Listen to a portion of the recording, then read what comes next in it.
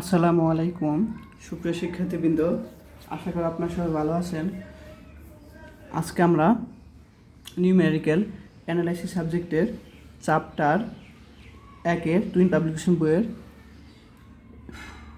দ্বিবিভক্তি পদ্ধতি ব্যবহার করে একটি বাস্তব মূল ব্যবহার করো, অথবা ইংরেজিতে বলা হয় বাইসেকশন পদ্ধতির মাধ্যমে একটি বাস্তব মূল বের করো। তো এই টাইপের তোমাদের আমি দুইটা রুলস শেখাবো। একটা হলো তোমার বাস্তব অর্থাৎ এক্স এরকম যুক্ত, আর একটা শেখাবো তোমাদের সাইন কজ যুক্ত। দুইটা অঙ্ক আমরা তোমাদের শেখাবো। তো এই দুইটা নিয়ম যদি পারো ইনশাল্লাহ এর বাকিগুলো সবগুলো ইনশাল্লাহ তোমরা পারবে যদি প্রশ্ন বানিয়ে দিয়ে আসে। তো আমরা এখন একটা প্রশ্ন আলোচনা করবো। সেই প্রশ্নটা হলো x³ - x - 1 = 0। এখানে যদি প্রশ্ন বলা থাকে 3 দশমিক পর্যন্ত, তো তোমরা ক্যালকুলেটার 3 দশমিক পর্যন্ত ফিক্সড করে নেবে। আর যদি না দেওয়া থাকে তখন তোমাদের ইচ্ছা, ঠিক আছে। তো এখন আমরা আইবি অর্থাৎ এ নাম্বার কি তোমার আইবি অর্থাৎ 4 নম্বর আমি প্রশ্নটা সলিউশন করব, ঠিক আছে। সবাই ক্যালকুলেটার নিয়ে রাখো এবং খাতায় সামনে চলে আসো। তো প্রশ্নটা লিখি। প্রশ্নটা হলো x³ - x = 1 0। এটাকে আমরা কি বাইসেকশন অর্থাৎ দ্বিবিভক্তি পদ্ধতির মাধ্যমে সমাধান করতে বলছে, অর্থাৎ মূল বের করতে বলছে, ঠিক আছে। এখন সলিউশন, এটা হলো তোমার সমীকরণে, এই সমীকরণের সমাধানটা বের করতে বলছে 3 দশমিক স্থান পর্যন্ত। তো এখন আমরা সলিউশন করব। সলিউশনটা করার পর আচ্ছা সবাই ক্যালকুলেটর নাও হাতে।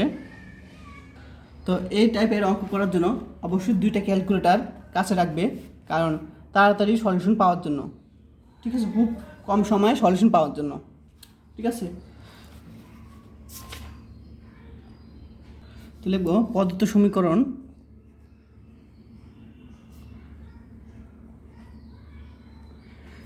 সমীকরণ এই সমীকরণটাকে আমরা কি ধরবো, f(x) ধরবো প্রথমে, f(x), ঠিক আছে। তুমি দড়ি লিখতে পারো বা আচ্ছা দড়ি লিখি, এখানে দড়ি f(x) = x³ - x - 1, ঠিক আছে। এটা ধরে নিলাম। এখন আমি তোমাদের দ্বিবিভক্তি পদ্ধতির যে তোমার পদ্ধতি, এগুলো আমি কি আগে ক্লাসে আলোচনা করেছি। আমাদের দুইটা কি লাগবে, মূল থাকবে, তোমাদের দুইটা মান লাগবে আমাদের সলিউশন করার জন্য। এই যে এ আর বি লাগবে আমাদের, ঠিক আছে, এ আর বি। এখন এ আর বি নির্ণয় করার জন্য আমাদের প্রথমেই এই ফাংশনের যে মান, আমাদের মেন লক্ষ্য হলো এই ফাংশনের মানটা বের করা, ঠিক আছে। তাহলে আমাদের এই ফাংশনের মানটা আমরা প্রথমেই বের করে নিব, ঠিক আছে। তা আমরা আচ্ছা এখানে তোমার cos 10 কিছু নাই, অর্থাৎ আমরা এটাকে ডেসিমেলে রাখবো, অর্থাৎ ডি এখানে রাখবো, ঠিক আছে। আচ্ছা তাহলে আমরা প্রথমে এইভাবে খাতা তুলবো। এই যে আলফা দিবে এখানে, আমরা দেখো alpha x³ - alpha x - 1, clear. এই যে তুললাম, এটা করার পর আমরা কী করব, ক্যালকুলেট, এটা ক্যালসি, এটা বলে ক্যালসি, এখানে 2বার টিপ দিব। একটু সমস্যা হয়েছে, তো দেখো আবার তুলবো, একটু সমস্যা হয়েছিল। আলফা এক্স যেভাবে কিউব - আলফা x - 1, এটা তোলার পর এই যে আমরা এটা সমীকরণ তোলার পর আমরা কি করব, শিফট ক্যালসি 2বার টিপ দিব আমরা, ঠিক আছে। এটা কিন্তু আমরা মান পেয়ে গেছি, উত্তর পেয়ে গেছি, কিন্তু আমরা এই সমীকরণের উত্তর আমরা কিন্তু পেয়ে গেছি। এখন প্রশ্নে বলছে কি 3 দশমিক স্থান পর্যন্ত বলছে, তাহলে আমরা ফিক্সড করে নিতে হবে। এই যে এখানে টিপ দিব, এই যে ফিক্সড, তাহলে আমরা ফিক্সড এনে 1 টিপ দিব, আমরা 1 দেওয়ার পর কত 3 দশমিক পর্যন্ত আমরা 3 টিপ দিব আমরা, ঠিক আছে।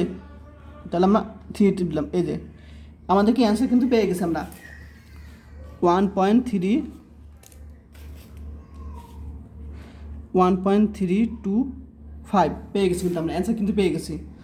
ঠিক আছে, তো আমাদের এ আর বি লাগবে, দুটা মান লাগবে। এই মান দুটা হলো, এ হলো, এ যে মান আছে সেই মান থেকে একদম তুমি যত ছোটো নিবা তত অঙ্কটা কি তাড়াতাড়ি শেষ হবে। ঠিক আছে, তাহলে আমরা এ মানটা নিব কি এটা থেকে ছোটো, তো এটা থেকে ছোটো কি 1.3 নিলাম। তাহলে আমরা কি এর মানটা আমরা, এ যে মান আছে সলিউশনটা এটা থেকে আমরা ছোটো নিব, ধরি এ কত 1.3 নিলাম। ঠিক আছে, আর বি মানটা হলো এটা থেকে বড়, এটা থেকে বড় আমরা নিলাম 1.4 নিলাম। ঠিক আছে, অর্থাৎ এই মানটা থাকবে মাঝখানে, কী থাকবে, এই মানটা থাকবে মাঝখানে। তাহলে আমরা এ আর বি নিলাম কীভাবে, এটা থেকে ছোটো নিবে একটা, এটা থেকে বড়, তুমি ইচ্ছা মতন। ঠিক আছে, তুমি যত বড় নিবা তত মান কি দেরি হবে, আর যত কাছাকাছি দিবা তত কি তোমার সলিউশনটা তাড়াতাড়ি হবে। আচ্ছা, তাহলে আমাদের এখন আমরা কী করবো, এফ অফ এ। ঠিক আছে, আচ্ছা আমাদের কিন্তু এ যে এটা কিন্তু সেভ করা ছিল, এখানে কি এটা সেভ করা ছিল, তাহলে শুধু আমরা এখানে এই ক্যালসিটিভ দিব, আমরা ক্যালসিটিভ দেওয়ার পরে আমরা এখানে 1.3 লিখব, 1.3 লিখব। এখন আমরা দিব ইকুয়াল দিব, দেখো কত আছে, মাইনাস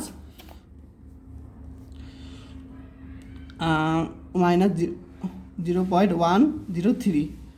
আবার এখানে আমরা কি ক্যালসিটিভ দিব, কারণ এই যে ক্যালসিটিভ দিব, এই মানটা কিন্তু সেভ করা আছে এখানে। এখন আমরা বি এর মান বের করবো, এফ অফ বি। তাহলে বি এর মান কত, 1.4 বসাবো এখানে, 1.4। আবার ইকুয়াল দিলাম 0.344। এখন দেখো আমরা একটা ধনাত্মক পেয়েছি আর একটা ঋণাত্মক পেয়েছি, বিপদ চিহ্ন, তাহলে এই দুইটা গুণফল কি অবশ্যই 0 থেকে কী হবে, ছোটো হবে। তাহলে যেহেতু এফ অফ এ ও এফ অফ বি 0 থেকে ছোটো, সুতরাং এ আর বি এর মধ্যে, এ ও বি এর মধ্যে কমপক্ষে এই জিনিসটা তুমি লিখতে পারো, না লিখলে সমস্যা নাই, লিখবো যে এ ও বি এর মধ্যে একটি মূল থাকবে। ঠিক আছে, তাহলে কি এফ অফ এ এবং এফ অফ বি 0 থেকে ছোটো হলে মান কী হবে তোমার, সুতরাং কি এ বির মধ্যে কি একটি মূল থাকবে। এখন মূলটা বের করবো, তো এখন আমরা এক্স নট বের করবো। এখন আমি তোমাদের আলোচনা করছিলাম উপাত্তটা, দেখেন তোমাদের এই যে যদি এরকম হয় তাহলে কি প্রথম আসন্ন মান বা আদি আসন্ন মান কি এক্স নট বের করতে হবে, তাই না? তাহলে আমরা এক্স নট বের করবো। এখন আমরা এক্স নট, ঠিক আছে, আর এক্স নট কত তোমার, এ প্লাস বি, অর্থাৎ আমাদের এই দুটো যোগফল, এক্স নট কি এ প্লাস বি। আচ্ছা, এই প্রথমটা বোঝানোর জন্য আমি এ প্লাস বি লিখে দিই, অর্থাৎ এই দুটা যোগফল। এখন এই দুটা যোগফল আমরা অন্য ক্যালকুলেটারের মাধ্যমে ইউজ করব, ইউজ করব। আর ওই ক্যালকুলেটারের মাধ্যমে কি তোমাদের এই ক্যালকুলেটারের মাধ্যমে আমরা কি সমাধান করব এফ অফ এক্সের মানগুলো, এই ক্যালকুলেটারের মাধ্যমে, মানে এখানে শুধু ক্যালসিটিভ দিয়ে আমরা কি সমাধান করব। আর এটার মাধ্যমে কি সাধারণ যে ক্যালকুলেশনগুলো, যেখানে এ প্লাস বি যোগফল, এগুলো আমরা ক্যালকুলেশন করবো এটা দিয়ে। তাহলে আমরা এখানে কি আছে, তার অঙ্ক তাড়াতাড়ি হবে।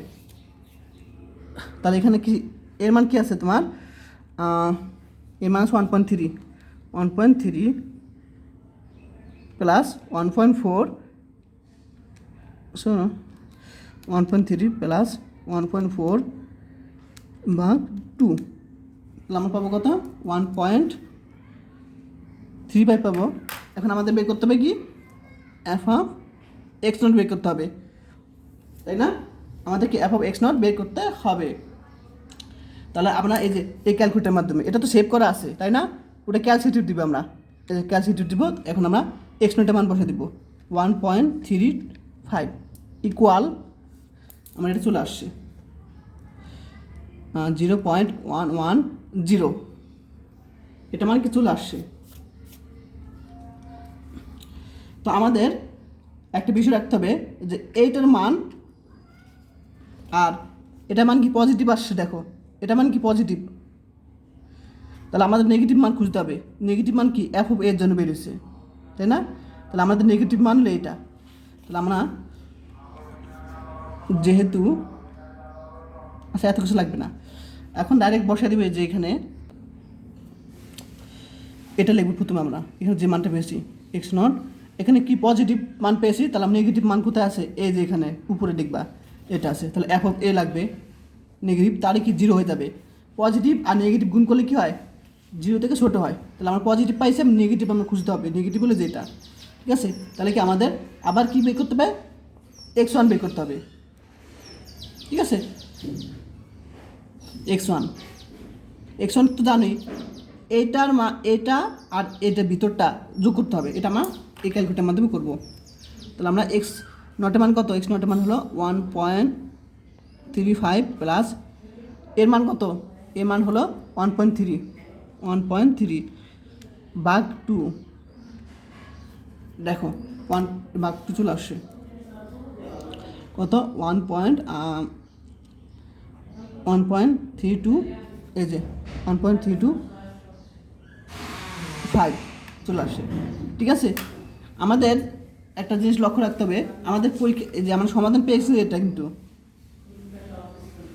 দেখো আমাদের কেন্দ্রের সমাধান এটা পেয়েছিলাম, তাই না? সমাধান বলতে গেলে আমার এইটার অ্যান্সারটা কিন্তু আমরা আগে বের করেছিলাম। তাহলে আমরা দেখো এক্স ওয়ানের মান এটা পেয়েছি, সুতরাং আমাদের অ্যান্সারটা পেয়ে গেছে সাথে সাথে। বললাম না যত ছোট মান নিবা তত কি অ্যান্সারটা তাড়াতাড়ি হবে। তাহলে আমাদের কি সুতরাং লিখবে, সুতরাং আসন্ন মূলটি আমরা যেটা লাগবে আসন্ন মূলটি কত 1.325, এটাই অ্যান্সার, ঠিক আছে। আমরা ছোটো মান নিয়ে তাড়াতাড়ি কিন্তু সলিউশন করে ফেলেছি, ঠিক আছে। এই যে আমার এই অ্যান্সারের সাথে মিলে গেছে, আমাদের আর লাগবে না। আরেকটা বিষয় হলো দেখো, যেহেতু F of A into F of B কি জিরো থেকে ছোটো পেয়েছি, অতএব আমরা কি এক্স নটের মান বের করতে হবে বা বের করবো আমরা, ঠিক আছে। আবার কি যেহেতু তোমার কি এফ অফ এক্স নট এবং এফ অফ এ কি জিরো থেকে ছোটো পেয়েছি, অতএব কি আমরা এক্স ওয়ানের মান বের করবো। এটা হলো প্রথম আসন্ন মান, এগুলো লেখার দরকার নেই, যত তাড়াতাড়ি পারো আমাদের সমাধানটা লাগবে, ঠিক আছে। এটা হলো দ্বিতীয় আসন্ন মান, এগুলো তোমার মনে মনে জেনে রাখবা, ঠিক আছে। এটা সমাধান। আজকে ক্লাসে পর্যন্তই, সব ভালো থাকবেন, আল্লাহ হাফেজ। আর পরবর্তীতে আমরা cos 10 এর মাধ্যমে যে সমাধান করতে হয় সেগুলো আমি তোমাদের বুঝিয়ে দেবো।